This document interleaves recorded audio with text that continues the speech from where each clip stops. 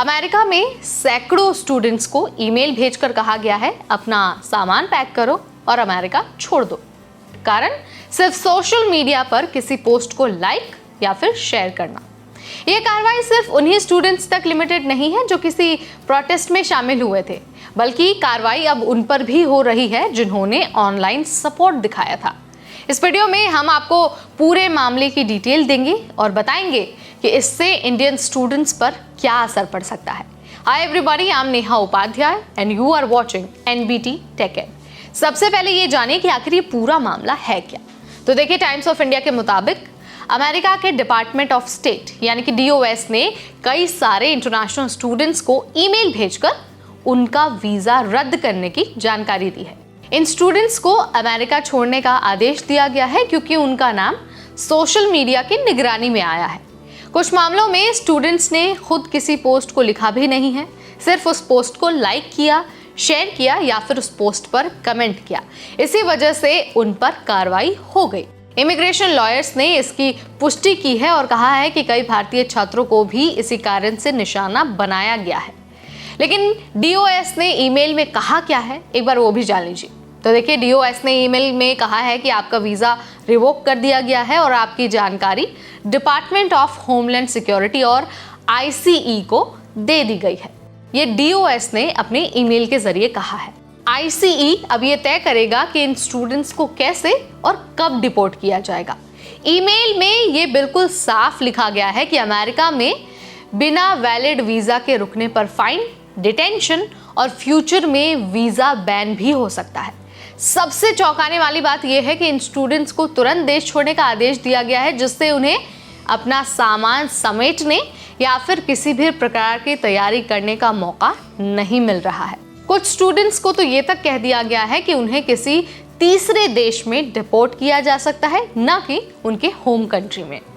तो क्या नए स्टूडेंट्स पर भी इसका असर पड़ने वाला है? ये सवाल आपके मन में ज़रूर आया होगा, क्योंकि बहुत सारे स्टूडेंट्स अभी ही अमेरिका गए हैं अपनी पढ़ाई के लिए। तो देखिए, रिपोर्ट्स में ये बताया गया है कि डीओएस ने सोशल मीडिया स्क्रीनिंग को और ज़्यादा स्ट्रिक्ट कर दिया गया है।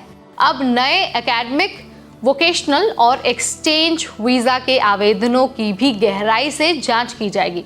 अगर किसी का सोशल मीडिया हिस्ट्री कंट्रोवर्शियल पाई जाती है तो उसे वीज़ा देने से मना किया जा सकता है। ये नीति आने वाले समय में हजारों स्टूडेंट्स के अमेरिका में पढ़ाई के सपनों को प्रभावित कर सकती है। अब ये भी जान लीजिए कि अब प्रभावित स्टूडेंट्स के पास ऑप्शन क्या है, यानी कि जिनके पास ईमेल आया है सेल्फ डिपोर्टेशन का, उनके पास ऑप्शंस क्या है, वो आगे क्या कर सकते हैं। तो देखिए, ईमेल में छात्रों से सीबीपी होम ऐप के जरिए अपनी अमेरिका से डिपार्चर की जानकारी देने को कहा गया है। स्टूडेंट्स को अमेरिका छोड़ने के बाद अपने पासपोर्ट के साथ वीज़ा को फिजिकली कैंसिल करवाना होगा। फ्यूचर में अगर वो अमेरिका आना चाहते हैं तो उन्हें नया वीज़ा एप्लीकेशन देना होगा और डीओएस ये तय करेगा कि आपको वीज़ा मिलेगा या फिर नहीं, यानी कि आप एलिजिबल हैं या फिर नहीं हैं। लेकिन सवाल ये उठता है कि क्या इन स्टूडेंट्स के पास कोई दूसरा लीगल ऑप्शन है?